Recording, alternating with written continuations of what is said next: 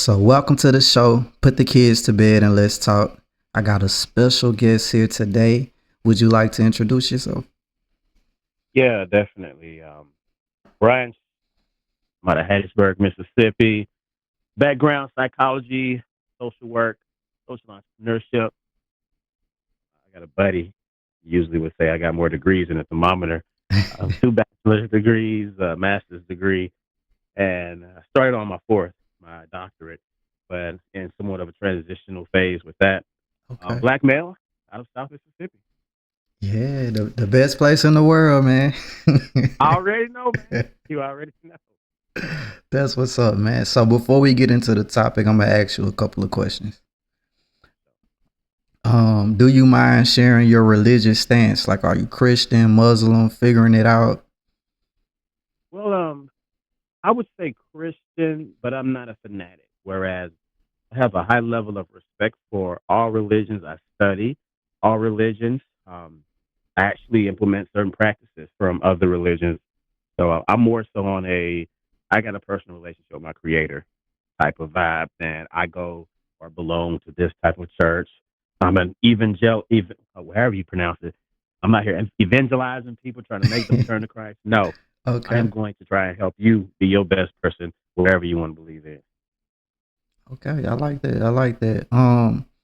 Does your religious belief impact how you treat people that dislike you? Definitely. I'm a true believer of treating others the way you would want them to treat you if the shoe was on the other foot. So I make sure, regardless of what type of impact someone's existence, someone's words, someone's whatever have made on me, I try and make sure that I treat them the way I would want them to reciprocate that. Cool. And does that also extend to what you may perceive as racism? When you if you experience racism, would your religious belief buffer that out as well? To a certain degree, yes. Um, Coming up here in South Mississippi, it's very prevalent that you experience racism, even if it's not overt, even if it's just ingrained in the systems and people just operate under certain pretenses. I learned that a lot of things are passed down, especially here in some of the backwoods, so to say, where people aren't exposed to a lot of the outside world. They only know what's passed down to them, and they've been too ignorant to the fact of educating themselves on what else exists, how to treat people, this, that, and the third. So a lot of times, I have to realize and accept and take to heart that people are just, in the purest sense of the word, ignorant. And it's not that they're intentionally trying to be racist on some accounts, Yeah. but their ignorance is causing them to be racist without them even realizing it. Okay. And are you familiar with the term Uncle Tom? Boy, very familiar. Do you Have you ever had an experience with somebody that you would view as an Uncle Tom, or have you ever been viewed as an Uncle Tom? Well, I've never been called an Uncle Tom. Um, I've definitely seen some of the benefits in falling into an Uncle Tom sort of relationship with individuals in the white community, but Mm, also I've seen some of the negative fallout from the black community mm, when they see someone that's getting close with someone or benefiting from someone in the white community and they want to throw that tag on them as an Uncle Tom. Now, I would, I'm not really big on using labels right. on people, like call them Uncle Tom or whatever, but I'll let someone know when they're being funny once they're around a certain group of people. Because Mm, if you get around, and I think you and I had a similar sort of this conversation, leaving class that one night. Like sometimes people get around. We'll just keep it a buck. Sometimes black people get around white folks and they start acting some sort of way. They start yeah. acting like they too good to hang around their own type. Like I no longer have time for you. Like when you start acting like that, now it's a different story. But when you go to that community and you experience things that you couldn't experience from within at least the black community that you had connections with. But then you say, you know what? I got this game now. So I'm gonna repackage it. I'm gonna bring it back to my people. That's Mm, when you're truly you using it to the benefit of your community. But if you out here, you're going. taking resources from your community, taking it into the white community, benefiting it, and only using it for your good. That's some Uncle Tom type of guy. Okay, okay. And how would you define an Uncle Tom? I mean, you kind of did, but like just to get the audience a I clear would depiction. say, and Uncle Tom, at least in the sense of the word that I grew up being having it described to me, is someone out the black community that goes into the white community, they get benefit, and then they turn their back on the black community. Mm, mm, I get that. And I know you've known me for quite a while. You kind of got to see me grow, you know. Yeah, And man. I watched a little bit. yeah, and me growing, I've come to ask more questions about my race. Like we say black community a lot, the black community. How would you define the black community? Like where Ooh, is it? Where does it exist at? How do I give to it? ooh. Well, I don't. I can't. I can sit here all 24 hours in a day, and I couldn't tell you one black community in the United States Okay. because to be defined, and this is through the words of Dr. Claude Anderson. The word Yeah. Economic a man. black community, exactly, group economics. So to be a black community, you as a black body of people have to be over these five different sectors. And we'll start at the top. The top is education.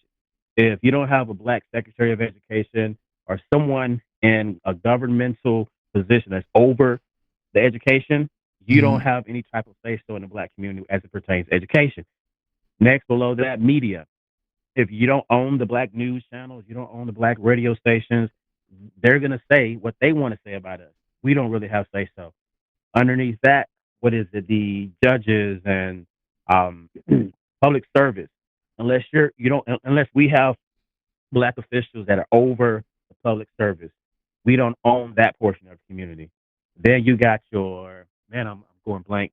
There's two more layers, Yeah. but it's the judges and one more layer that I'm blinking out on. But until we have ownership in each of those areas, we don't own a community. We can Hmm. go out and have a business in numerous different, we'll say, numerous different strip malls. We can Yeah. have businesses that we're running, but we're still paying the white man to lease that space. Hmm. So ultimately, until we can actually gain ownership in all of those different areas, we ain't really got a black community. Nah, that's exactly how I feel. And I said something about that yesterday. Well, a couple of days ago, and people took it like way left, but it was a little deeper than that though. But they took it left. So today's topic is black on black crime versus racism. How do you Mm. feel when that's paired together? Man, it's literally one of those sticky conversations that you don't want to have with an uneducated person Mm, because they're going to operate off of emotions only. They're not going to listen mm, to the statistics. They're not going to listen to the numbers. They're not going to listen to the logic. So I actually love having these conversations. I remember you used to do the keep. No, that was Reggie. yeah, it probably JoJo was used to right. do the keep Yeah, calm. Yeah, the keep calm. Let's discuss racism. I love going into those spaces because I love to intellectualize, and I love to come into those spaces with a very intellectual perspective.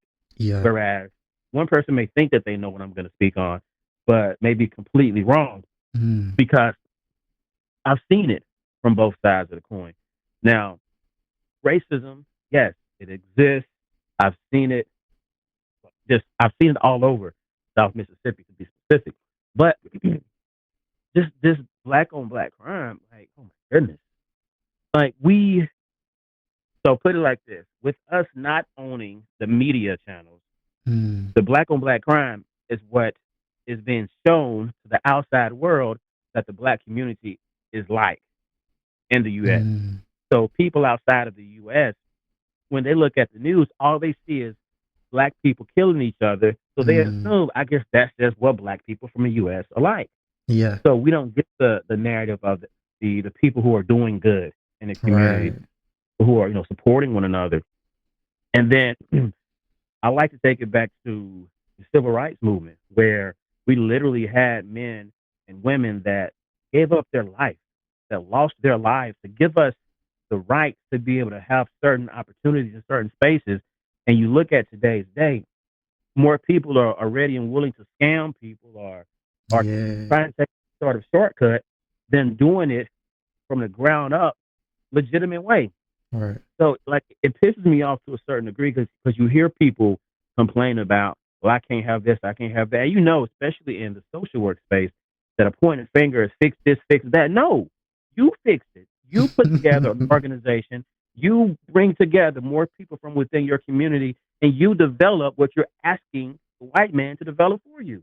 So Exactly. that's kind of my perspective, and you kind of saw that in me. I didn't go the Hmm. traditional route through the social work program. Right. I went the route of, I'm going to create organizations. I'm going to start mentorship programs to help young men of color learn how to create organizations, business, and support yourself, and not go out begging for somebody else to give you money, to give you opportunities. If they put you on game, you take full advantage, but then you bring it back to your community Mm. to put them on game. I hear you. I hear you. So do you think that black people's main concern should still be racism? Nope, not really. Now, obviously, there's certain facets of individuals who just, their purpose is to fight the racist systems that still are prevalent across the country. Mm-hmm. But the vast majority of people have the ability to focus on the true divider in today's day. It ain't black, it ain't white, it's green. Yeah, exactly. And if you look at some of the wealthiest black men and women, and in the nation, they don't have as many problems when it comes to race, because money talks.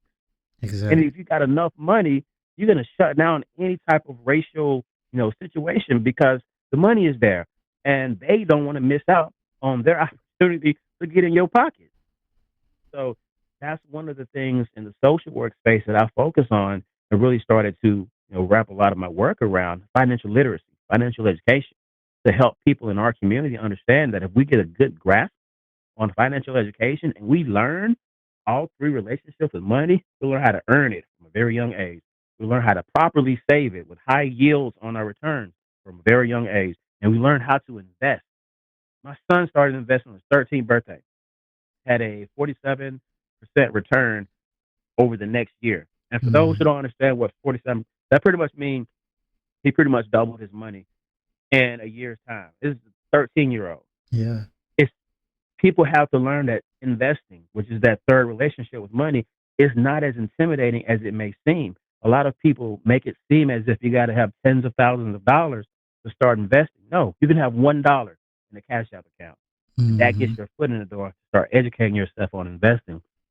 But that's that would be kind of my comeback on that. Really, is we need to focus on economic education, and as was mentioned earlier, group economics. We got to be willing to support one another's business.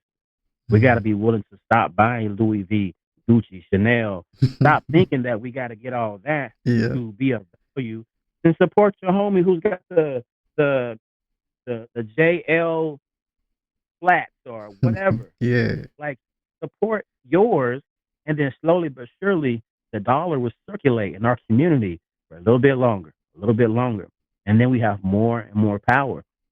But at the same time, you can't go out saying and flaunting and making everybody turn their heads towards you when you get a little bit. You Mm. ain't got to go shout it out to the world. You don't have to wear it on your body with these huge logos. Get some money, reinvest it in community, reinvest it in our people, in our business, in our homes, in our kids, and then slowly but surely the money is gonna pile up in the background, and they ain't gonna know. Mm. But as soon as and this is the whole one of the reasons why we haven't been able to really come back to the whole Black Wall Street idea and like manifesting it because too many of us in the black community, we about to show money. It ain't about the money to really build Mm. generational wealth. We want to show people today, I got a stack. I mean, just look at social media. Soon as somebody run up on some money, they want to show everybody. Stop showing. Look at what's his name? Facebook guy, Zuckerberg. Mhm. This dude looked like he walked out of a Hudson Savage shop. Yeah, Like yeah. a plain t-shirt. T-shirts You don't with see no G's. brand. Yeah. Money, when you got it, you ain't got to show that you got it. But when Mhm. you starting to potentially get it and you start trying to show so much that you got it, that's when they're going to try and tear you down. But, long story short, to answer the question, we have to put more of our time, attention, and effort into entrepreneurial, financial education, those types of ventures, so that the black and white thing becomes less of an issue, and it's more of, okay, I got this green, so I'm going to be able to better provide for my family and the future generations. Mm. I like that answer. Have you ever dated outside of your race? I have actually. I've dated outside. I've never really been one. I'm not a serial dater. I've never been one to date just for the sake of dating. Mm. I would date someone that I felt things fell in line with what we desired for our future, Right. and I saw long term in that relationship. Recently, I say recently, but just under 3 years, over about 2.5 years now, I've been divorced. My wife was Hispanic. She was from Bolivia, Mm. South America. So I was with her for almost 14 years. We're married just under 10 years. And it really helped me become very multicultural. Yeah. But at the time, she always knew that the work, my dedication, the things that I did was going to go back into the black community. The Mm. vast majority of everything I did with all of my work focused on bringing back to the black community. And honestly, my desire to make sure that not only I position my kids for a successful future by taking an unconventional route with my career, but also that taking an unconventional route was purposefully positioning the future of young black men and women to have a better future. Some of that really contributed to my divorce Mm. because I I would have these trips that I would go on where I'm speaking, where I'm training, and really pouring out into my community. And it came to a point where he just got tired of me always traveling, got tired of me. Like it came a point where I had to fight her to be able to walk in my purpose. Mm. And eventually I got to where I say, you know what? Instead of having to have this argument before I leave on this trip, and then have to argue about it again when I come back, I'm just gonna let you know right before I leave, hey, tomorrow I go to such and such state, I speak to this group, yada yada yada, and then I'm gone. So I ain't gotta Yeah. worry about the fight, the build up. And it came to a point where the breakdown in communication came to, to be the demise of the relationship. And, just to kind of, I guess you would say, left field, communication, communication, communication, if you want in the whole dating space, since we're speaking of dating, if you want that relationship to work, your communication got to be wide open. I'm talking Mm. about secrets don't exist. I'm talking about the little things that you do that you think they don't really care about. Yeah. Like, you got to bring things to the table, because if they don't care about it, let them tell you they don't care about it, but still bring it to the table, and you will be astounded how strong your relationship would be. But you gotta have open communication. Mm. Good answer. Have you ever experienced racism? I have, I have, I've experienced racism like in non-offensive ways, but also in clearly offensive ways. Most of the ways that I experienced it in offensive ways when I was a kid, growing up in George County, which, um, shoot, just a hop and a skip away from where you grew up. Yeah. We I played little league baseball, Mm. and there was always Lucille A and Lucille B. Lucille A was always a white boy. Lucille B was always the predominantly black team. Mm. And there was 1 year where like the best team in the city, we played against them, and the head coach of the other team, was super racist guy. Everybody knew he was racist, and he came out and he saw pretty much our lineup versus theirs, so on and so forth, and he made this statement like it's going to be a cakewalk, as if they were just going to walk all over us. Mm. Mm. And just overtly racist statements that he made to my dad. My dad was one of the coaches, and it came out to be pretty funny in the end because I ended up striking out his son, which was a star of the team, because I was a pitcher, which was a star of the team. And at the end of the game, because we beat them, at the end of the game, like they didn't even come and shake our hands. Mm. Like it was sad because this is little league sport. Like this is like the beginning of teaching sportsmanship, leadership.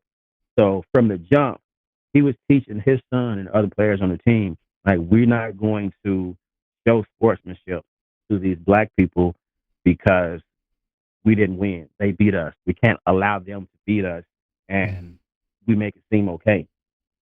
So that Mm. was like one of the first instances that it was brought to my attention. My dad talked to me about it afterwards. So I didn't really pay much attention to it initially, but that was one of the first instances. Um, but then after that was my freshman year in college, and one of my best chick friends from high school was this white chick. Mm-hmm. She was a multi-sport athlete. I was a multi-sport athlete, so we vibed because we both very athletic and we hung out in the same group. Anyways, I was at Southern Miss working on my bachelor's, and she was in her senior year in high school when she came up to visit. Came up to visit. She came by to see one of her friends at the dorms near mine, and then she asked me if I wanted to ride to the mall with her. So I hop in her vehicle. We go to the mall. We're at the mall, and apparently somebody saw us because I got back to my dorm later on, and I got a phone call from her mom. Now, her mom was a teacher in the middle school, and she was actually my teacher once upon a time. So she knew Mm. my character. She knew what type of person I was. But she called me and said, Brian, I just wanted to let you know that my husband is on his way to Hattiesburg, and he's got his gun, and he's looking for you. And she named one other guy, black guy. Um, and I'm like, what are you talking about? And she said, somebody saw you getting out of, for the sake of privacy, Mm-hmm. you pseudo name, we saw you getting out of Sam's car, and that just don't look right. I'm like, what you mean that don't look right? She said, that just don't look right. And I just wanted to let you know because he's on his way up there. And I know you're a good kid, but he is who he is, and that just don't look right. So I had a white man who was my best chick friend's dad. I'm in the Hattiesburg looking for me because I'm this black guy getting out of his white daughter's car, and that don't look good. So I had to press charges against him, put a restraining order against him on Mm. Southern Miss campus and at the Hattiesburg Police Department. So that was my second like blatant experience. Mm. Um, and around that same time, this wasn't directly to me, but it was one of my cousins, and it was in a community that this best stick friend grew up in. He was driving another one of our cousins, another black guy, to see a white girl, and everybody knew this was one of the most racist communities in George County. So he drove his cousin out there to see this white girl, and he was just in the car waiting for him to come out the house, whatever. And some white guys saw him sitting there, pulled him out the car, bashed his face in with a brick, had to have reconstructive surgery just because he was a black guy sitting in wrong community. Mm. So it's been around me. I've seen it. I've experienced some here and there, but I eventually got to a point where I'm like, look, I'm gonna run the crowds that help me for who I am, Mm. and however anybody feels about that, it's just gonna be what it is. So whenever I got to Southern, I actually got connected with the international programs department.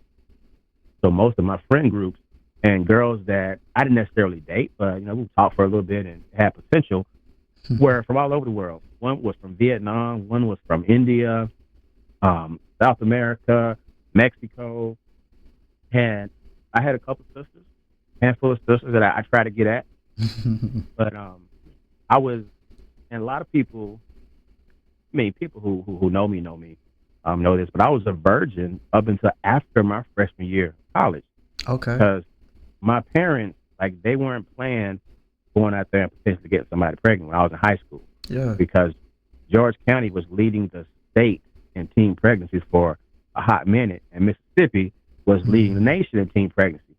So the probability of me getting somebody pregnant was very high from where I came from.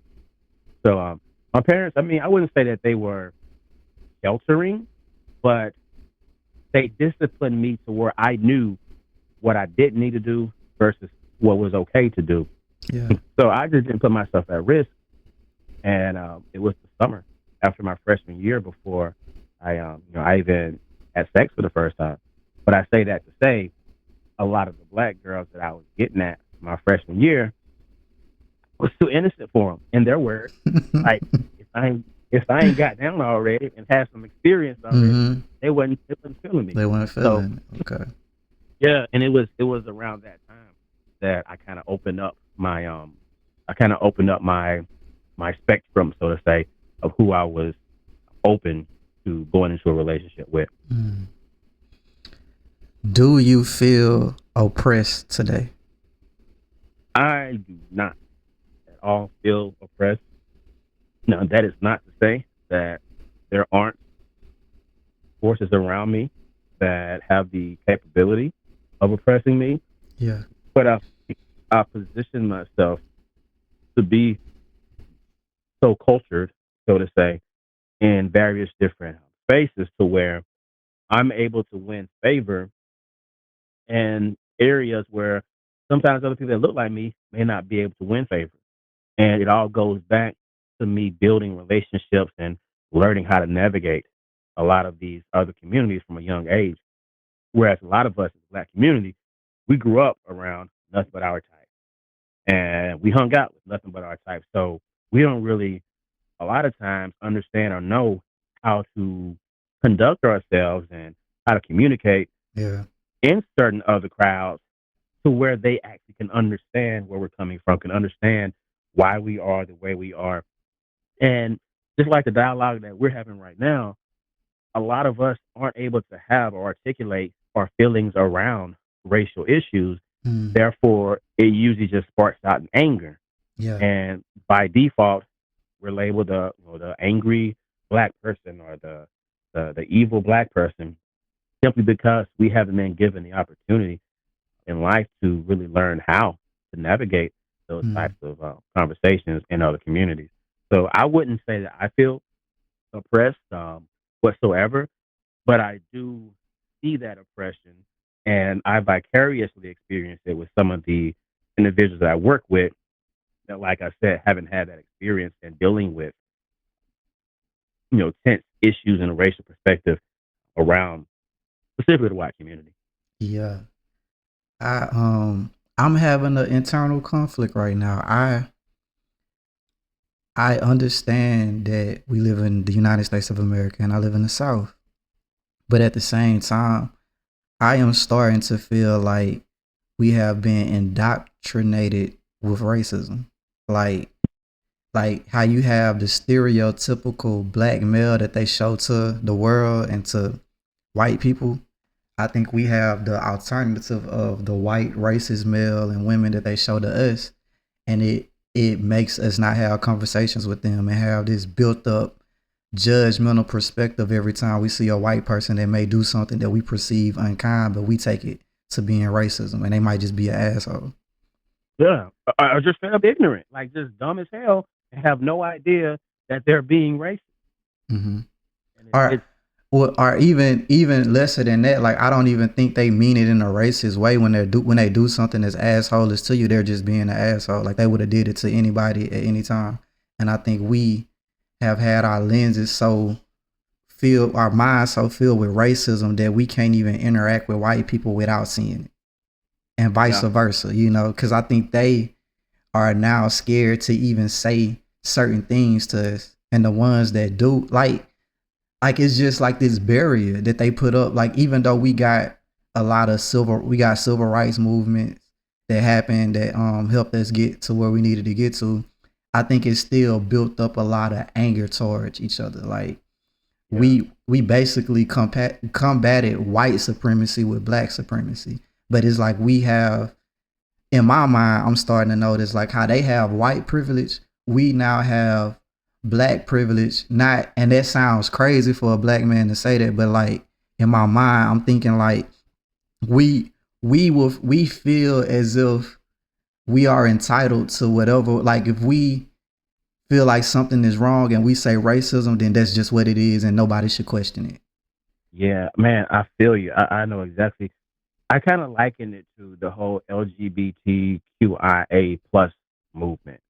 Or Mm, I don't even see, like me even saying movement can get me in trouble. So it's like yeah. sometimes it's like you can say one thing simply out of your just not really understanding how other people take offense to it, and Mm-hmm. boom, just like that, you canceled. Just like that, you got a target on your back.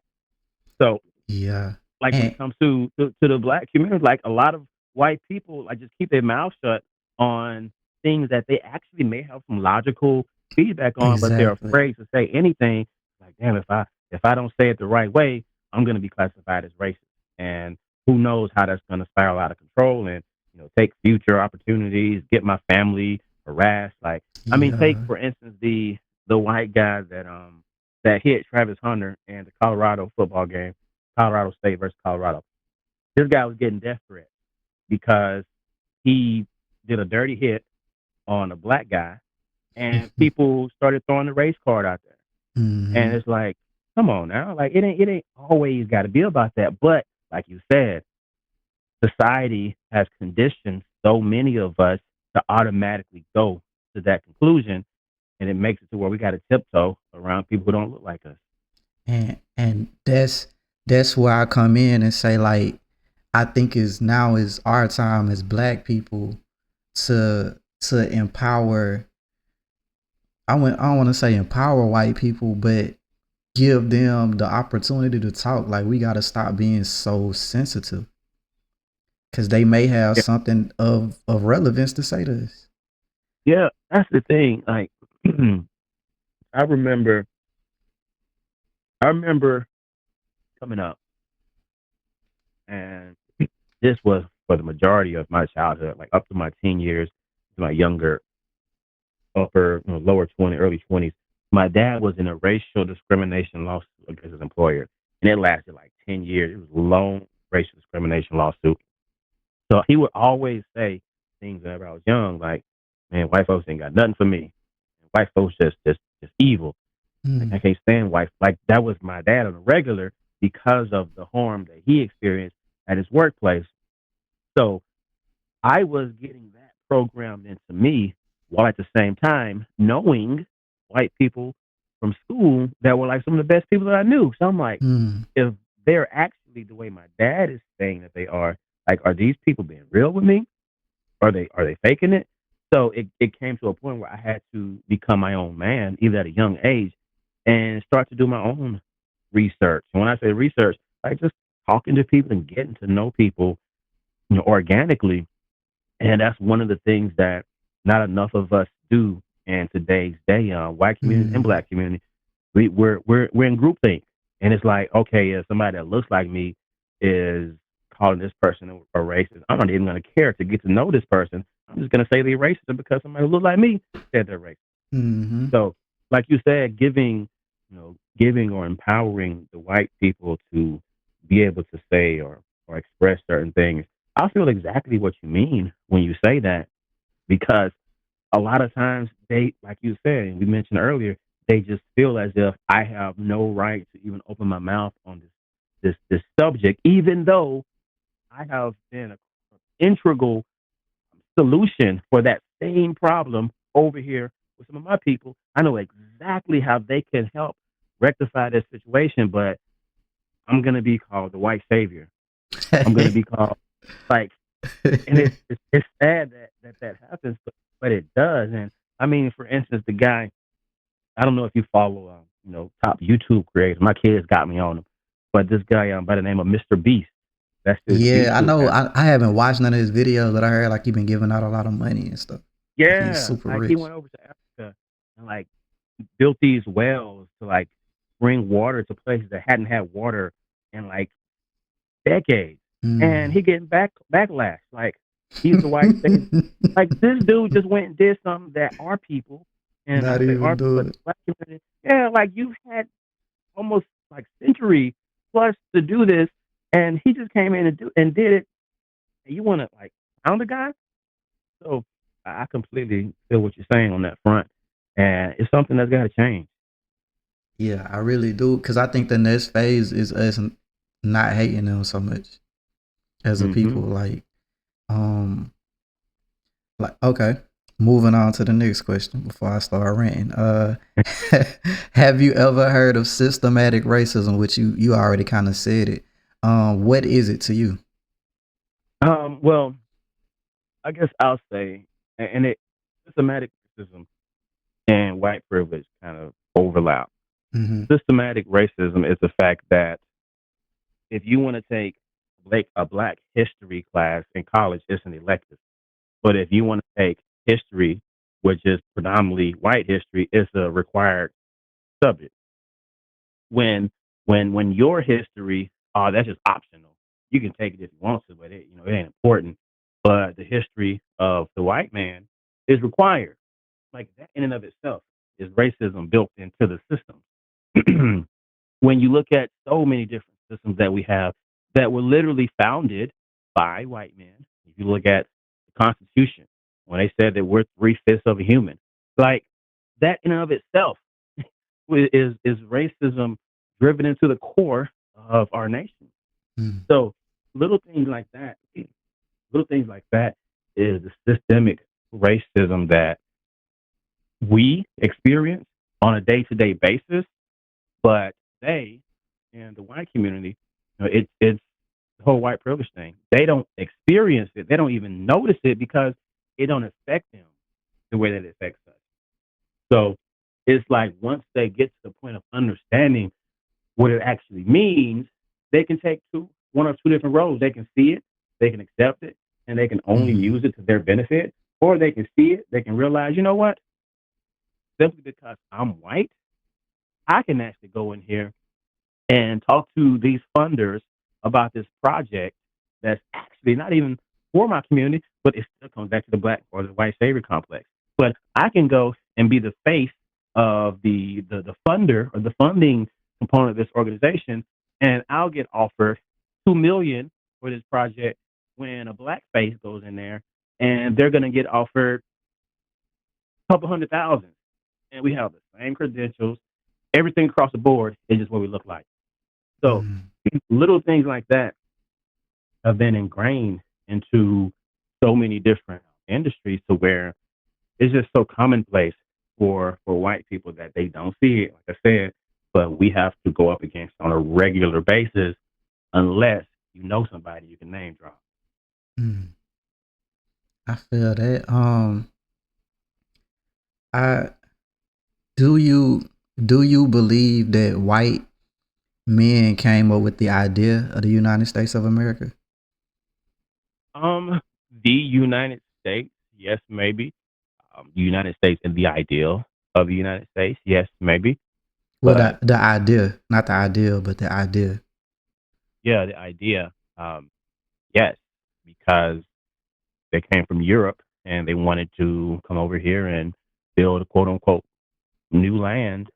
And that was their idea behind the whole development of this country. Mm. But as far as the United States geographically, the land, like, nah, like, what was I watching? I saw someone post something about shutting down the border wall because of the immigrants coming here or trying to Mm-hmm. come here and they don't even want to accept the culture. They want to change everything. And I'm like, hold up now. You do realize your people did the exact same thing back in what 1492. Came over here, started taking land. They didn't want to start speaking the native language. Mm. Like it's it's it's just so backwards. it's so backwards how sometimes um, some of the people in leadership roles in the white community try and downplay or speak negatively of other communities that are trying to migrate into the states Yeah. when they were in the same position in the past. But yeah, I mean, just to answer the question, I feel like the idea of the United States was brought together Mm. historically, at least, by the white man. And do you think, or do you believe that the people that were already over here were capable of creating what the white man created when he came over here? Um, yes and no. I would say yes because they could create their own version because they didn't have access to lots of the resources that have developed the industrial world that we live in here in the states. Now, a lot of the material and the ideals they came from Europe because they already had the infrastructure and such built over there. Mm. Now, cities or semblances of a city would still, I feel, eventually have been built by the natives, but it wouldn't have resembled anything like what we have today, in my opinion, just based off of the resources that were here, the type of infrastructure that the natives were building.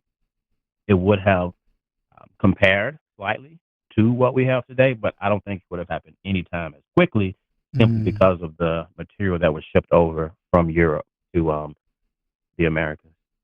And to me, as a person looking at the world, trying to take away my racist or racism indoctrination, I see so many people from other countries trying to get over here, right? Like they want to be here.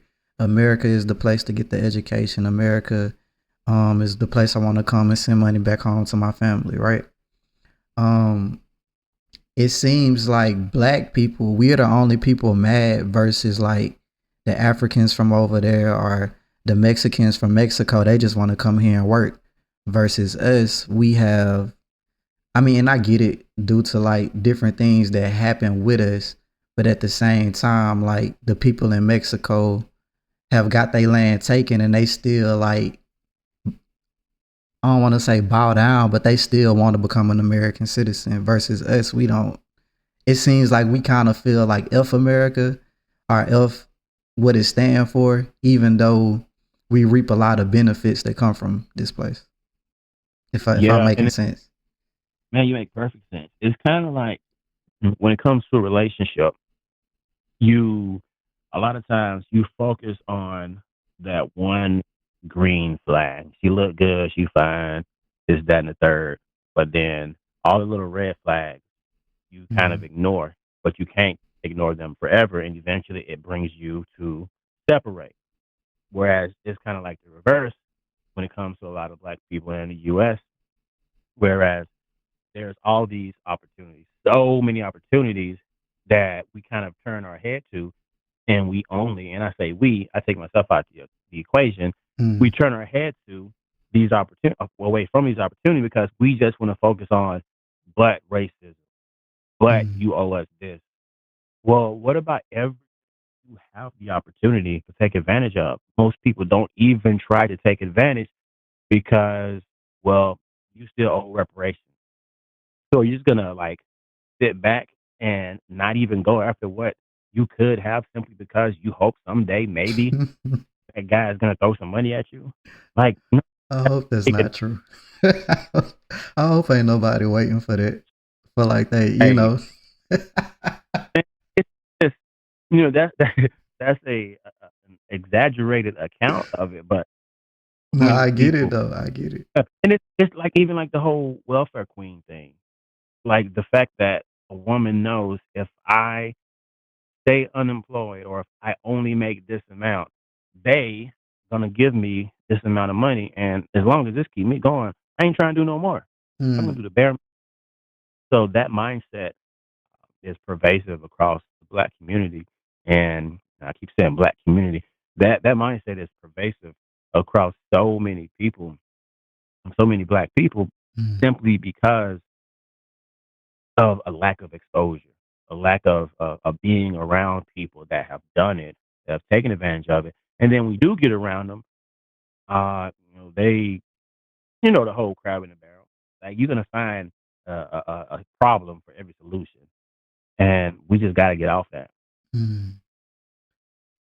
Is a black person more likely to be killed by a gang member or a racist white person? Well, that's going to vary from state to state, Mm, community to community. But I would be lying if I even tried to say that I know the specific statistics on that. But what I can say is when you hear more hip hop music talking about black on black crime, usually that's a reflection of real life experience. mm, And you hear so much more talking about black on black than you do hear complaining about the white man killing us. You mm, see it in the media, but like when the music, the people who are in the community, when they are saying, this is how we are, this is what I'm going to do to you, there's a problem there. And until we can get to a point where we stop shooting up each other, how can we say there's something wrong? And this can rub so many people the wrong way. But how can we, point a finger at the white man being the problem? Whereas, mm. yes, there has been documented, and especially here in Mississippi, racist police departments that would even gang up. There was an instance last year or the year before, a group of white police officers, and they called themselves some type of name that pretty much pointed to the fact that they gang up on individuals, specifically black men. But I mean, we say it in the music, and it saddens me because our youth are listening to this music, and a lot of times these hip hop artists they'll say, well, this is how we used to live, or this is how it used to, Mhm. and we're just speaking on what we used to experience. Like, well, why not speak on what you experience now? Now, because you speaking on what you used to experience, most of these kids they're not hearing the used to, they're not hearing that I got away from that. They're hearing the ooh, I'm making bank now, and they're hearing what you're talking about in your music, and they're going to correlate the two. Okay, if I do and live the lifestyle that they talk about in the music, I can get money like they get money. Mm. Well, to a certain degree, you may be right, but to what detriment? To how many lives? So we have to take accountability on, for one, parenting. Like you can listen to hip hop, but like tell your kids, break it down to them. Hey, these guys out here capping. Like they saying these things because they know it brings them money. But Mm. if you really knew most of these guys, they ain't really about that life. So, just being that leadership in our homes to let our kids understand that ain't the way to go. And slowly but surely we can decrease what's happening in the communities. But at the same time, we gotta expose our kids and, throughout the black families, black households, we gotta expose them to something that they ain't been exposed to before. There's Yeah. kids that live in the east side of Hattiesburg, they ain't never been outside of the 39401 zip code. And until you go outside and see what's different, you're never gonna like your brain cannot fathom what it's never been exposed to. So if it only sees and hears crime, that's the only thing it's gonna repeat. Mm. So that's one of the things, and I know you being a father, you've been able to see a lot of things, even coming from Moss Point to Hattiesburg, you've been able to see more culture wise than you would have if you had never left Moss Point. So, Yeah. so yeah, man, that's what I would say on that front. Yeah. I think we like that word you said, accountability. I think we Hmm. need to stop using racism as a scapegoat and take more accountability for our likening to criminal behavior. And Yep. a lot of people might not want to say that, but we celebrate crime. We Hmm. celebrate crime. We rap about crime. We feel like that's a way of life. A lot of black, well, not me, but I used to have that mentality. and would get mad that the police treated me like a criminal when I was doing criminal things. Like, it's just wild. And for me to understand that that's what I was doing, and a lot of black people do that, how can we justify, like, it doesn't, being a criminal doesn't justify death, but at the same time, if you didn't participate in no criminal acts, a lot of times that white police officer wouldn't have got out on you like that. But you participated in criminal activity, and if we rap about it, we dress like the rappers that are rapping about it. We actually do things like that in the neighborhood. The police have, every time a black person kills a black person, who you think on the scene? A police officer. Yep. So they're seen the same way we're in a field, or whatever field you in, you get to see that, like, it's skewed, like you just only see that. So imagine, like, you working in CPS, you see the worst of the worst in people. So imagine what officers see with all this black on black crime. And I'm sure they see white people doing white crime, white stuff too, not white crime, but doing crime too. But understanding how, like, we get mad when they say that we're aggressive, but we are aggressive. Like, that's Yep. true. We are aggressive. We are overly aggressive towards ourselves. We really are. And I think that we are really missing out on being even more accepted into white culture. And that sounds bad for me to say that, but that's the truth. Like, at the end of the day, the way I see it is, we were slaves. Okay, we came out of slavery. So after that, it was the way we look at it, the way, to me, the way the civil rights movement, if you want to break it down to like a bad summary, it was black people asking white people to take care of them. Can you help us with education? Can you give us this, since you took it away from us and we were slaves? So at the end of the day, we are asking white people to give us what they took from us, but at the same time, it's deeper than that, because when you break down slavery didn't just exist in the United States of America. If you look at history, to me, what I saw is, it sounds like people were already slaves. So white men didn't invent slavery. Yeah. So what they did is messed up, but at the same time, it was the way of the world too. But we have this incredible thing that occurred here, and the lines get so blurred to where I don't even know what's the real truth. Like, was it racism that started the slavery over here, or was it just the way of the world, and that's how they came up and built the greatest country in the world that we live in, where we, Man, like, it's hard for a black person to even conceive that, because we feel like they man, owe us so much. But in my perspective, and sorry to interject, but nah. like you hit the nail on the head. In my perspective, slavery was the white man taking capitalism, incorporating human labor. They saw it happen already in Africa. Like, slavery, it wasn't called the same. Like, probably had different definitions, or was referred to differently, but it was already taking place. There were certain people that were owned by these kings, these African kings, and the white man started working over there, and they just brought it over here, and they just put a new face on it. And the new face that was on it, okay, well, it didn't look as bad when we were doing it to each other, but now that you trying to do it to us, like, nah, that just, it's not right. Which, yes, it's not right, but like you said, it wasn't anything new. But it's one of those conversations that so many people just, it's so difficult to have today, unless you got emotional intelligence, really, and you know how to keep your temper in check, Yeah. and not get riled out of control when somebody has a difference in their lived experience, because it's easy for us to say, no, this happened, that happened, the third, this was evil, that wasn't. If you simply never experienced it, how can you say it was or wasn't? All you can speak on is your lived experience, and you can't tell somebody Mhm. else that their lived experience is wrong without giving them a different one to compare it to. Yeah, and to me, it's, we we I feel like we are like the children of the United States of America. We the children of them, like, because we don't really know.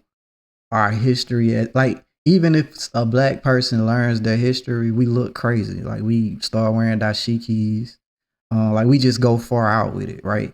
But it's really not no real, like what does it solve? Like to me, like Chinese people went through a very horrendous thing. Jewish people went through a very horrendous thing, but they all recovered and they seem to be doing well in society. Mm-hmm. Versus us, we don't have no real culture to lean on that we all agree on, and like a base that comes with like morals, and we are not gonna do this because black people created rap music, and I feel like that's the most entertaining slash detrimental thing we created for ourselves. Hmm. Yeah. And it's like we don't acknowledge the harm we do to ourselves. Like it's just crazy to me. And we'll just be like, no, blame the white person. So you don't take no accountability. Even if the white man came in here and tricked you, and now you got 20 black people that rose up and said, hey, the white man tricking you, I can break it down for you, this and that. And then y'all still took the trick. Who fault is it? Like it's just crazy to me. So I'm at that point where I'm trying to understand what's really going on, and should I working on erasing that indoctrinated hate towards white people, because I still feel like that's a trick too. Like Yeah. if you're a Christian, like hate is hate, and I feel like it's something with that that's tricking me out of what I could really be doing and seeking my prosperity on earth and stuff. Like it's something Yeah. with That's that, real. it's something with it. Yeah. I mean, there's so many different directions we can dive even deeper. Like just thinking about how you said the Jewish community, Chinese community that went through the atrocities, they bounced back, seem like they're doing well. For one, they are big on group economics. They are big on Mm, supporting their own building. How many Chinatowns throughout the U.S.? So yeah. many. And when you go there and you look in the restaurants, the stores, they hire their own. They support their own. They keep the money circulating in their community. You ain't got no black town. You ain't got no Africa town. Like we don't support each other enough. But then there are those that go back to Africa and they prosper over there. But Mm, then there's a lot of corruption and everything you have to deal with over there as well. But one of the I lost it. One of the things that I was going to mention, just to kind of tie some of the things that you just mentioned. Man, I'm drawing a blank. I'm drawing a blank. There's so many things that I wanted to speak on, yeah, but nah, I get it. yeah, ultimately, and just um, kind of painting a picture that some people can likely understand, but at the same time, not want to accept. Mm, If you look at the civil rights movement and when a lot of black people really had the opportunity to take part in economic prosperity, we have only seen what maybe a generation and a half, 2 generations at most of us to come through and actually get an opportunity to taste real mhm, wealth.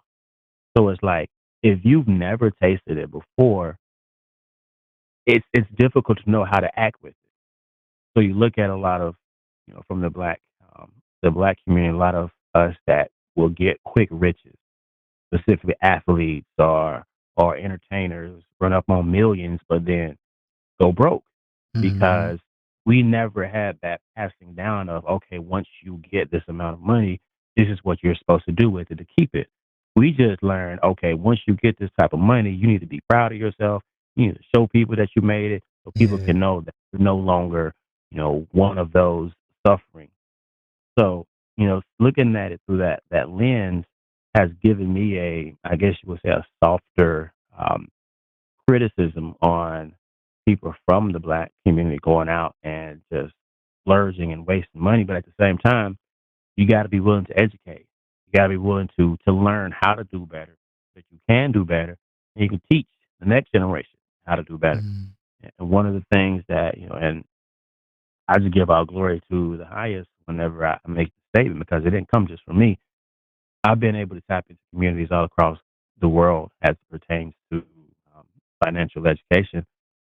And I look at questions that my kids ask me. Like my son got into investing. My daughter asked me about life insurance a couple months back. mm, Like what is it all about? like I explained to her how it breaks down and how if I were to die, she would get X amount of money, and she was like all excited. And I was telling her, like, they had no thoughts now, but Yeah. I was telling her like there's like you're not supposed to just take all that money and then just buy stuff with it. Right. But what we are going to do is we're going to create a family trust, whereas a certain amount of that money is going to go into the family trust. And if you study the Rockefellers, that's how they became such a wealthy family. They all took Mhm. out high levels of life insurance, and whenever somebody passed away, the money went into the family trust. And whoever in the family seriously needed some of the money, they would go to the trust to get the money. So they became their own bank by having a trust. Whereas a lot of us, as soon as somebody passes away and you get some inheritance, you go out and buy a new whip, you go out and buy all these depreciating items, and in a couple years, you broke again. Yeah. So, like I'm thankful that I can have those type of conversations with my kids, whereas not enough of us throughout the black population actually have those types of conversations. And until that changes, ain't much gonna change. Nah, man. And that's what I think is more about educating, um, stopping gang violence. We are not ashamed of ignorant behavior as black people. Like, well, I'm ashamed of it, but we don't seem ashamed of what we allow people that look like us promote. Like Yeah, rappers promote enough of um single living, women promoting being promiscuous. Like we don't do nothing towards black family and nope. like building a black community, teaching our kids that drug dealing and gang violence is wrong. That Yeah, is wrong. There's nothing you no, that is wrong. Killing somebody over a color or because they're not from your side of town. What's the like? I what's remember the difference? talking to somebody and they said black on black crime and racism are two different things because everybody kills everybody because it's proximity. And I was like, okay, I get that. I get what you're saying. Like, it's gonna happen more because that's who they live with. So people tend to kill. If somebody kills somebody, they tend to kill the person that's in their neighborhood. Uh, yeah, but why is it happening so much with black people? You can be like, well, they just don't show the white man. Listen, bro. I don't know too many white people riding around with blue bandanas on doing drive-bys. Like I never heard of it. I never heard of like um white people robbing another white person for selling on their For, turf. Or yeah, or for some Jordans. yeah, like I never like like it's not we just like act like can't nobody tell us we wrong. Yeah, Well, it's because of white people. We undereducated because white people like no, bro. We choosing not to be educated now. Right now is a choice. Like and well, just because you made it, other people. I get that. I get what you're saying, but by you arguing with me and telling me the problem, you just stop at the excuse. Like you stop at the yeah, excuse, and nothing else happens, and it just keep going.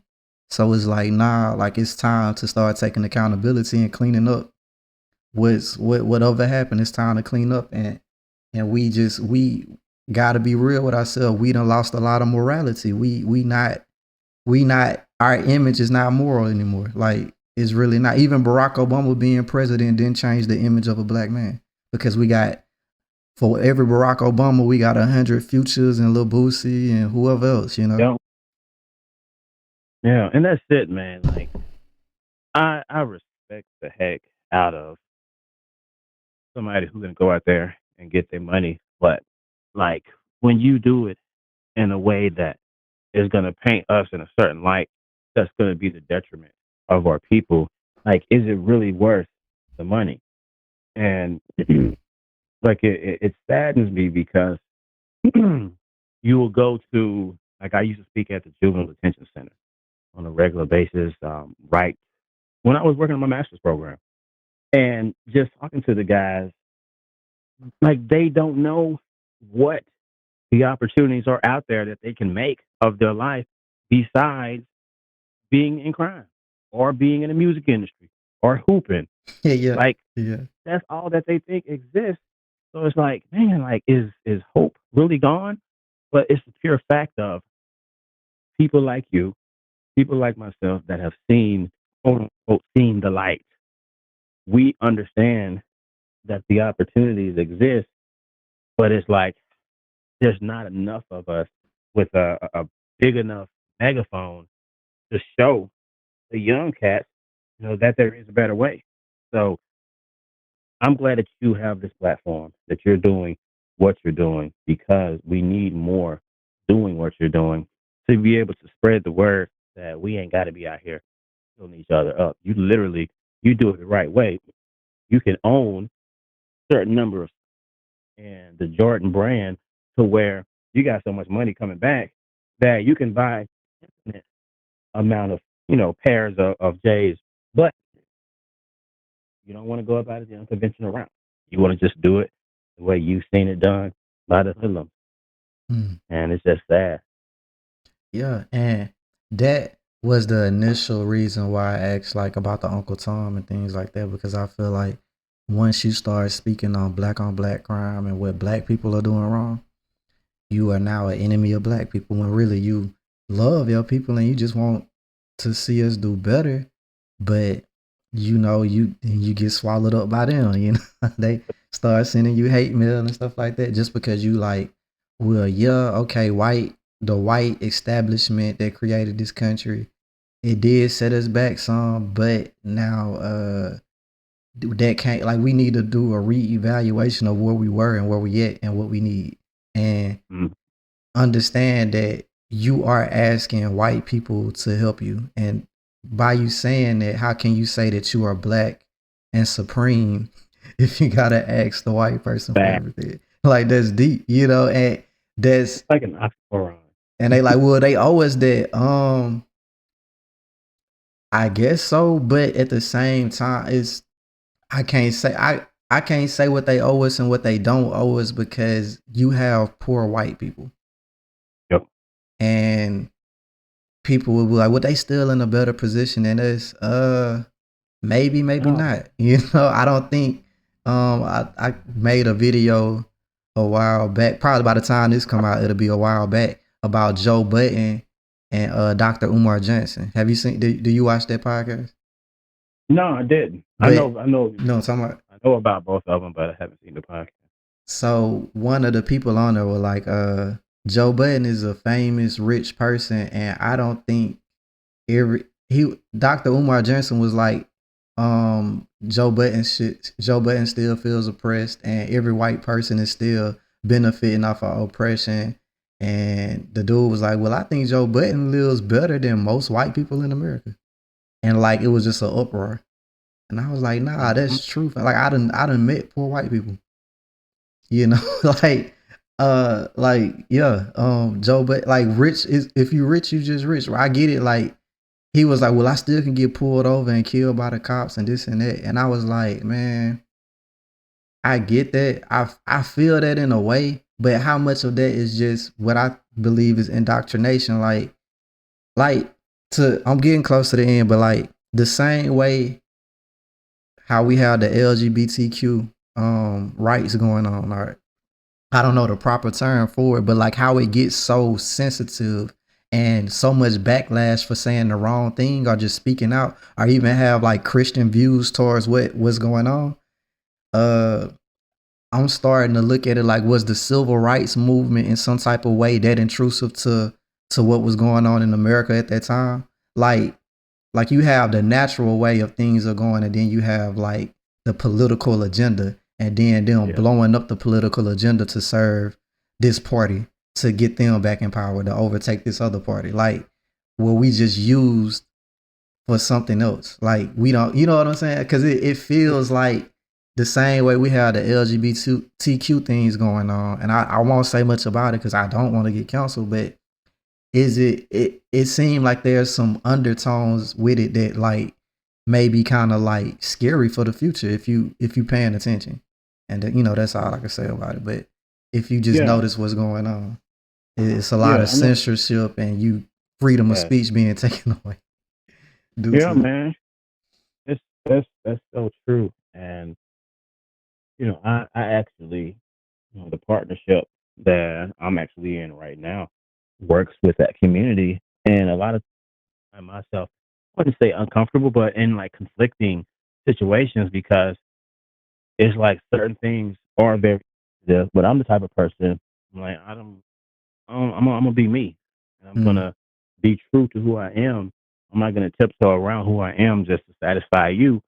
But then working in that space, there's certain things that I have to continue to educate myself on, and like you said, compare it to what was going on during the civil rights movement, and like, well, dang, like, should I be more sensitive around this, that, and the third? And it mm, can be very touchy when it comes to navigating the space. So I see what you're saying, and it definitely, like you said, it seemed like it could be some foreshadowing of some scary times in the future where like you have harm coming your way simply because you're not willing and are um, just educated to the point to know what is the new way of saying, doing, or right, operating around certain people. right. It's And crazy. it's crazy. Um, my last question: who do you think made the most impact? Malcolm X, Martin Luther King Jr., or Barack Obama? If you had to pick. I would have to say, I would have to say, well, I'll have first say depends on what you see as impact. Mm. Now, if you see impact being the feeling of power and invincibility and self, y'all, nobody can tell me nothing, I'd have to lean in the Malcolm X Okay. space. Uh, if it comes to like, let's stop hating each other and learn how to operate in the same spaces, then I would say it would be a Martin Luther King.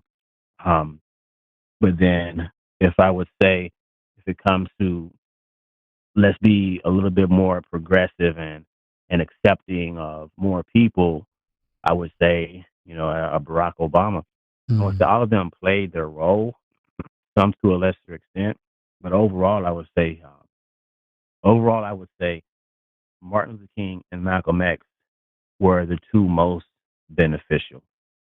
Malcolm X being a little bit more empowering, and then Martin Luther King being kind of like that person who you're saying we need somewhat today to quick not be just super quick and triggered simply because we don't know, simply because we don't understand, the Mm. white person, the context that is going on, and that space.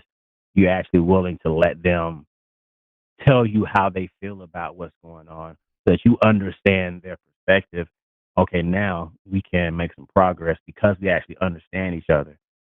Because ultimately, you're going to be fearful of and or combative towards that which you don't understand. Mm. And until we can understand one another, we're never going to be able to really get along to a point where we can be mutually beneficial to one another. Yeah. Yeah. Um, I think that was a perfect answer, man. If there is, if that exists. Um, Mhm. before I let you go, is there anything you would like to promote or let the audience know how to get up with you and tap in with you? Well, actually, by the time this airs, actually, I have an event going on tomorrow, or not an event, but a webinar that I'm doing. They'll be passed by the time this airs, I'm sure. But on a quarterly basis, one of the things that I started doing more consistently in 2023 was leading a financial literacy and entrepreneurship workshop at the local library, public library, and then having a virtual component for people who actually want to learn more and continue to dive deeper throughout the quarter. But it's one of the things that I'm focusing on, targeting the Black community, specifically those who are coming out of high school, just left high school and Yeah. college, really trying to figure out life, and or they're about to get out into the working world, but really just don't know what direction to go into. So you can learn more about that and myself through my website, which I try to keep pretty up to date. Your Mhm. legacy begins now. Yeah. If you just Google me, you'll find me all over the place. Your legacy begins now on all social media platforms. And I really just like to help people when it comes to the name of my company. I like to help people realize that it doesn't matter what happened in your past, what your last name was known for up until today, because you can start listening to the right people like James Lawrence. You can start surrounding yourself with that caliber people and Mm. start educating yourself with the right information that you can live in your purpose because your legacy begins now. I love it, man. I'm gonna be sure to put that. I'm gonna get you to send me some of the stuff, and I'll put it on the thing for you, so people can reach you, man. But thank you for coming on, man. It mean a lot to me, man. For real, for real. Well, it's my pleasure, man, and we definitely got to do some more work together. Got to, man. Good to go, man. We good to go.